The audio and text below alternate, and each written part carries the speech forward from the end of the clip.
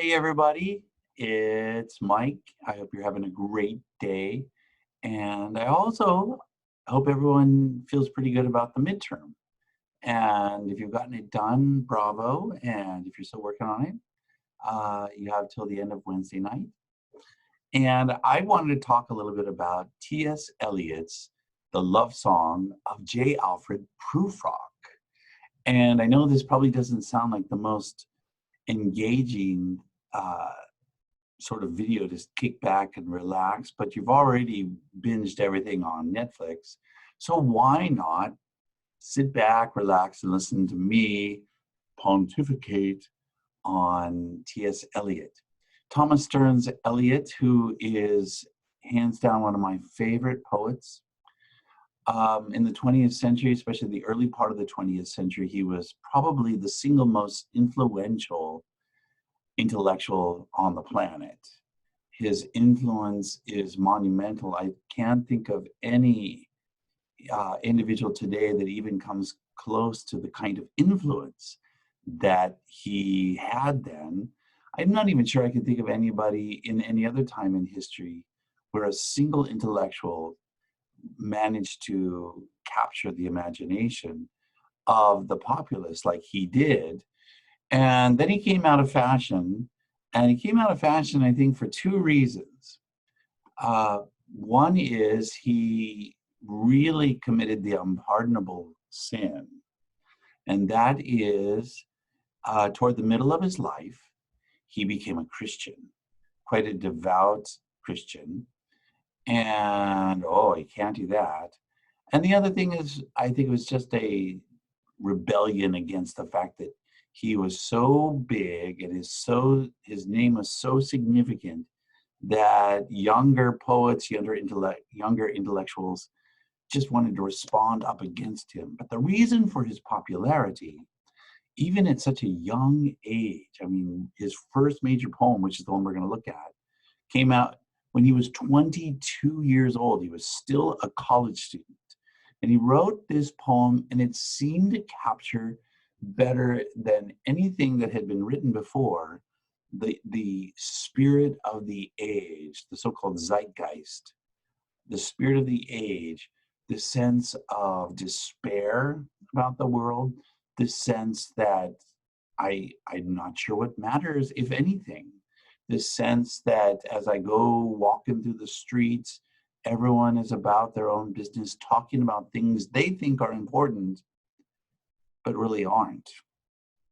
And you have a speaker, this J. Alfred Prufrock, who seems to be an older man, probably in his 50s, who is balding and seems somewhat shy, seems a little bit afraid of women, going through town, probably in another age would have been considered a significant catch because he, is kind of upper middle class. But in this particular age, he's just kind of a nobody going through. And we're going to view the world through his eyes, which really, as people read T.S. Eliot, felt like this captures exactly how we feel right now.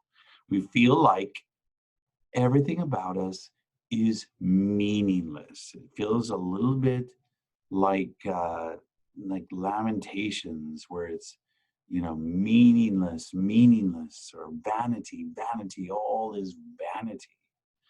I feel in many ways, having come out of a postmodern era and into something new, nobody knows what to call it. Some are calling it re-modernism, what we're in now, because it's no longer the absolute loss of all truth, back into something more like modernism, where we're suspicious of truth, but we're not going to deny truth.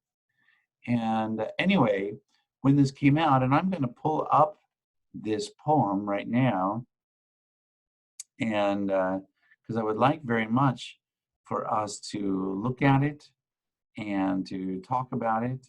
And so here it is. Not here, here it is. The Love Song of J. Alfred Prufrock.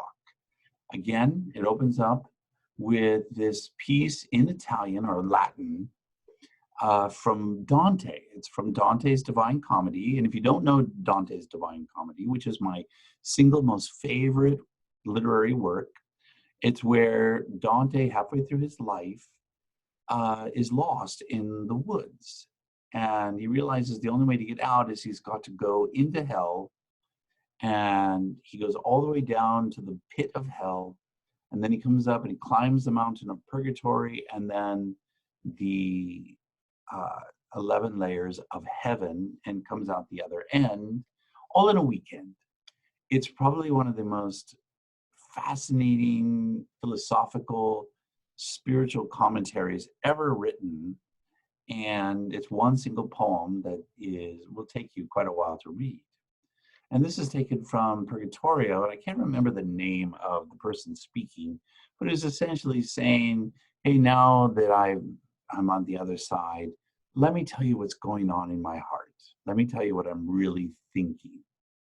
So I read this a little in class a couple of days ago, but I want to read it now and just comment. So I'm going to ask your patience with me as we just go through this poem and we examine this great poem, The Love Song of J. Alfred Prufrock. First, let me comment on the title. It's called a love song, and yet there's nothing romantic about it. There's nothing that sounds anything like a love song. Typical of T.S. Eliot, he means that ironically, that this is the furthest thing from a love song. This is just somebody commenting on what he sees around him. And I want you to always be wary of the fact that Eliot loves to speak in ironic ways. So here we go. We're going to move through the poem. So he says, let us go then, you and I. So he's talking to us. So here, Mr. Prufrock and you, he's talking directly to you. Let us go then, you and I, when the evening is spread out against the sky like a patient etherized upon a table. I've looked at a million skies. I've never seen a sky that looks like a patient who's knocked out on a table about to have surgery. But what an interesting image this is of the sky being an unconscious patient. Kind of a grim view already. Let us go through half-deserted streets, the muttering retreats of restless nights and one-night cheap hotels and sawdust restaurants with oyster shells. So let's go to town where things already seem a little cheap around us. Streets that follow like a tedious argument of insidious intent to lead you to an overwhelming question. Oh, do not ask, what is it? Let us go and make our visit. So if any of you have ever actually been through a European town, you'll notice that the streets are very narrow and they often kind of move maze-like and don't always seem to have a rhyme or reason, almost like somebody's leading you on a wild goose chase.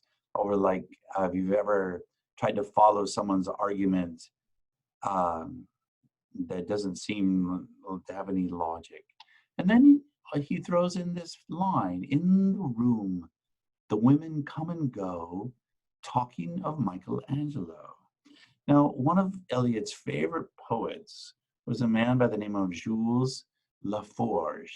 He was a French poet, a minor poet really, but Eliot loved him. And this is actually a direct quote in some ways from him, where you have women talking like they're talking about important intellectual things, but they're really just sitting around talking about nothing, which is pretty much what we do all the time. We sit around as if we think we're talking about things that matter, when the truth is that's all we're doing. We're just maybe showing off a little bit of our knowledge, but not talking about anything of importance. And then Prufrock describes the town. It's evening, and it just seems drab. The yellow fog that rubs its back upon the window panes, yellow smoke that rubs its muzzle on the window panes, licked its tongue into the corners of the evening, lingered upon the pools that stand in drains, let fall upon its back the soot that falls from chimneys, slipped by the terrace, made a sudden leap, and seeing that it was a soft October night, curled once about the house and fell asleep. Oh, I love that. I'm telling you, that is gorgeous poetry right there. Very different from the Romantics, and yet beautiful still in its poetry of describing the evening fog and the smoke from the chimneys kind of settling in on the city in a kind of drab way, kind of you can imagine a very slow, lethargic cat.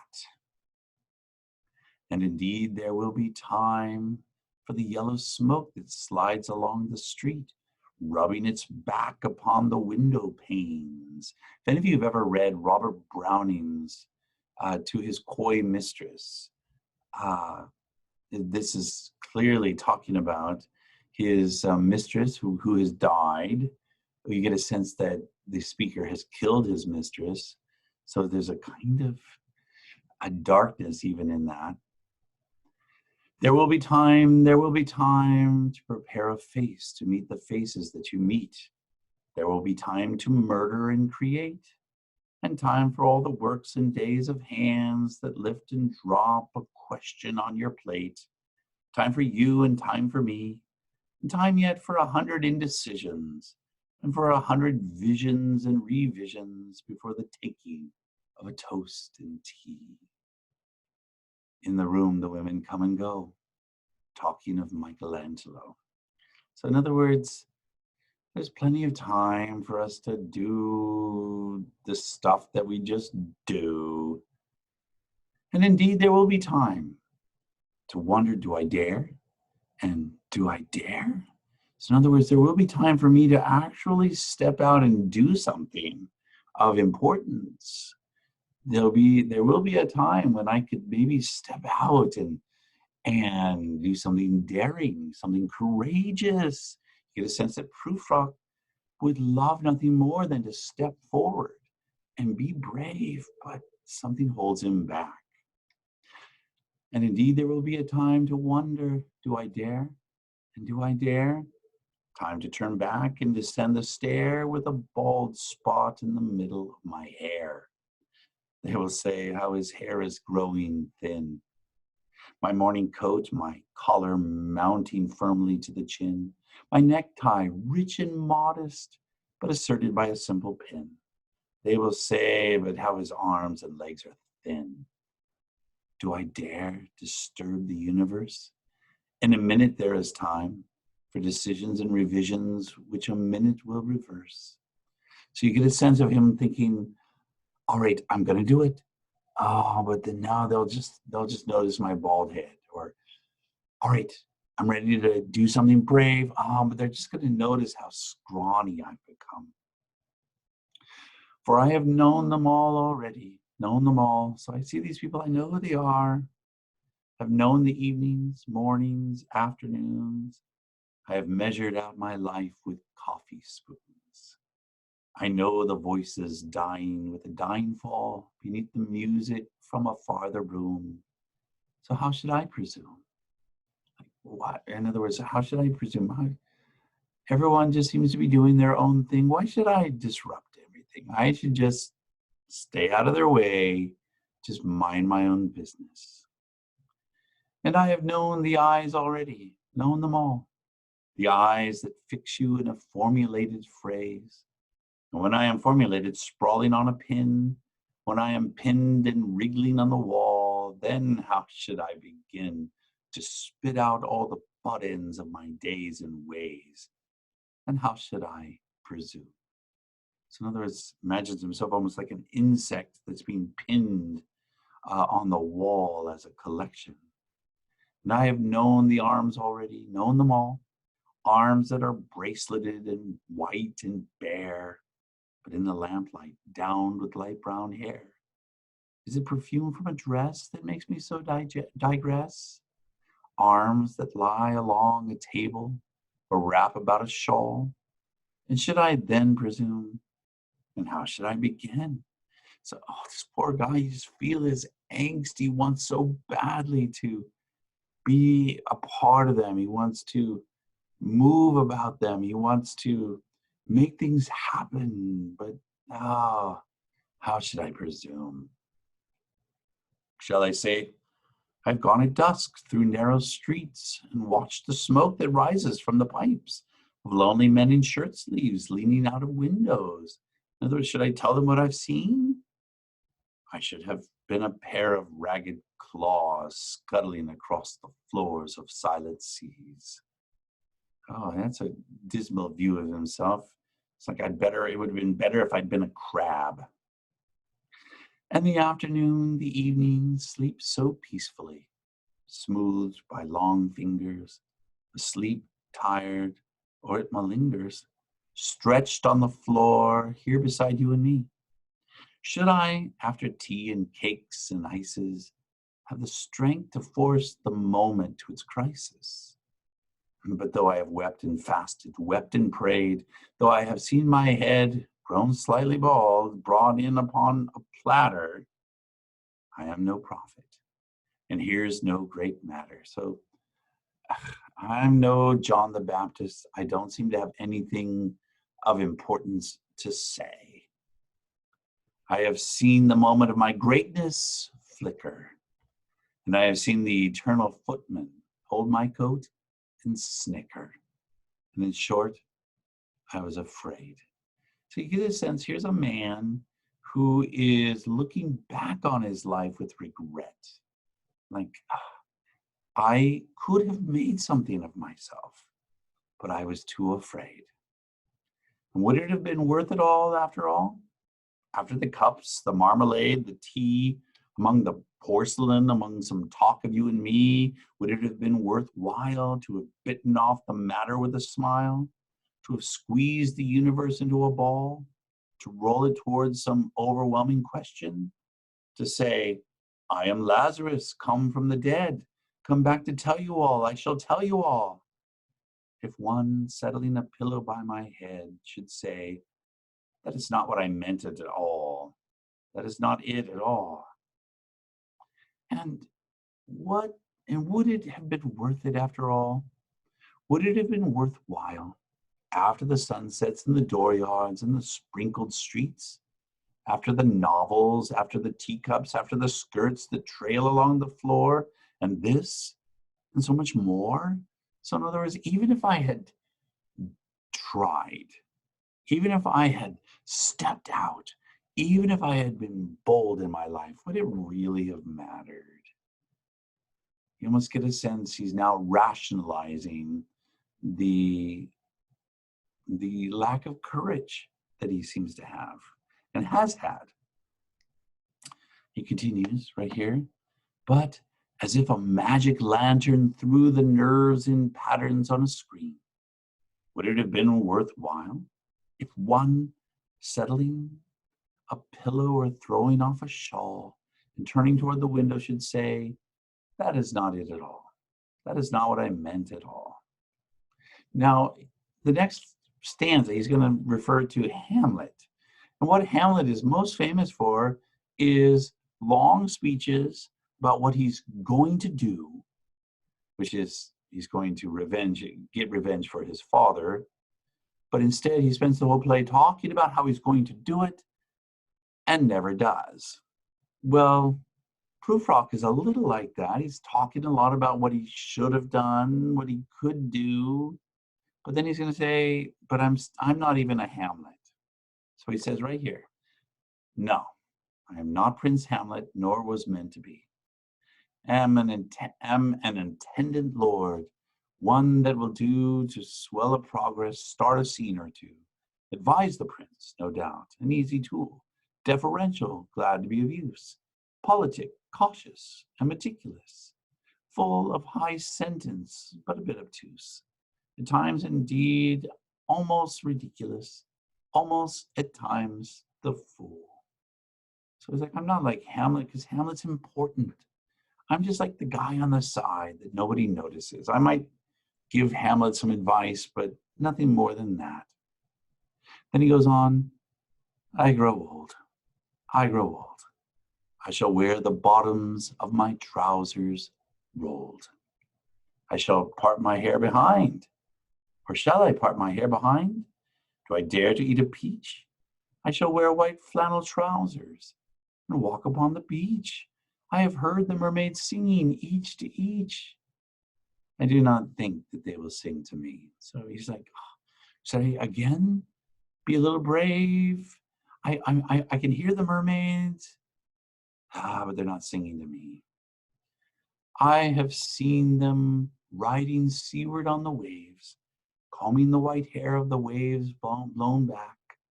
When the wind blows the water white and black, we have lingered in the chambers of the sea, by sea girls wreathed with seaweed red and brown, till human voices wake us and we drown.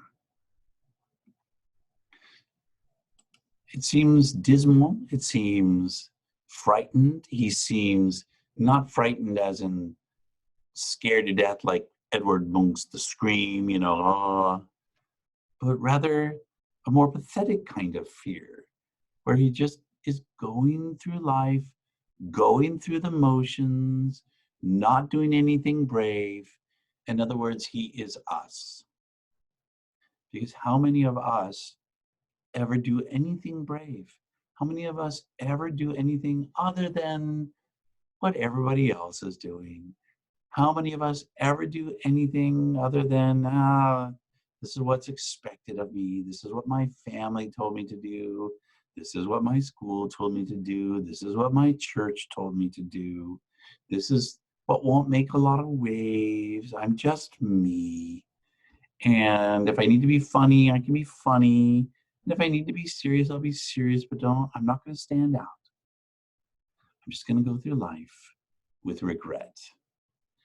This is a season of time, modernism, the beginnings of the 20th century, where there's a lot of regret, a lot of a sense that I didn't make anything of myself and I didn't accomplish anything, and I don't seem to be accomplishing anything now.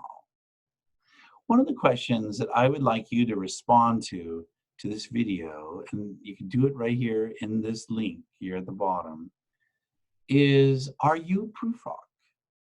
And so I want you to answer this question. In what way are you J. Alfred Prufrock and those around you? In what way are they J. Alfred Prufrock? And in what way are you not him? Has T.S. Eliot really in some ways captured how we all feel about ourselves? Which is, I'm nothing. I'm nothing. And the world around me is meaningless. Do you feel this way? I want a response because I think that would be very interesting. And I want you to do two things. I want you to respond to that question. And I want you to go back. I've asked a question about asking you to describe J. Alfred Prufrock. And I want you to, of course, respond. And I want you to respond to at least one other person. Okay? And we give you points just for doing it, so you can't get it wrong. But I want you to think about it. Having read the poem, and you may want to go through and read it again. It's so fascinating. You can see why it captured people's imagination and why to this day, it's considered the single most read and popular poem of the 20th century. If you ask me, even more than his epically famous poem, The Wasteland, J. Alfred Prufrock is the quintessential poem of modernism. Anyway, I hope you're doing great. Make sure you get out and walk, get some exercises. Don't just stay inside all the time, because that'll get depressing. And I'm super glad that I got to see you all. And I can't wait till we all get together again. Thank you.